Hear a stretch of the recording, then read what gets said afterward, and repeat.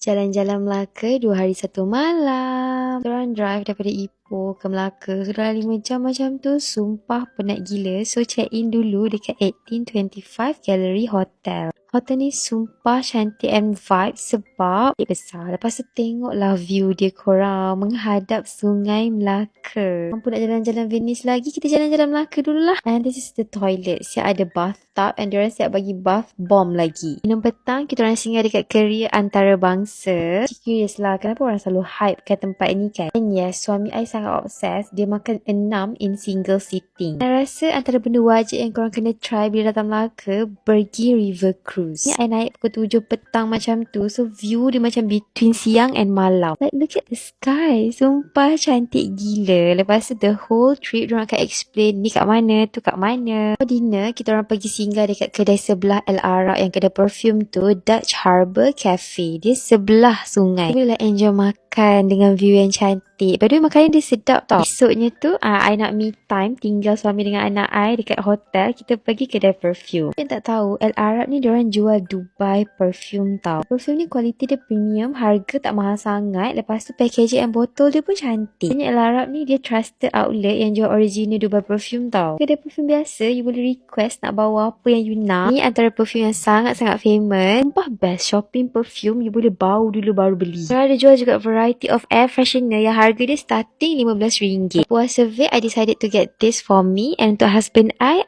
pilih Afnan 9pm Rebel. Perfume ni best sebab harga dia affordable tapi dia punya kualiti premium. So dengan panas-panas teriknya, kita orang jalan-jalan dekat Jonker Walk. Suka Melaka sebab dia macam bandar bersejarah kan. So there's a lot of architecture building yang cantik-cantik. Yang ni you boleh datang, takat gambar kat sini, tak payah bayar. Dan you boleh singgah Mami Jonker House kalau you nak custom you punya Maggi sendiri. You boleh borong barang-barang Mami juga kat sini. Tu kita orang singgah dekat area sini sebab I nak cari beca dengan berstrollernya. So I macam boleh ke nak naik beca ni kan? Boleh, korang dia sangkut kat belakang tu. Ni sumpah sebersalah gila sebab yelah I ringan je. Suami I dia berat 80. Macam kesian lah kat brother tu kena kayuh penat-penat sebab laki aku berat. Sorry lah bang.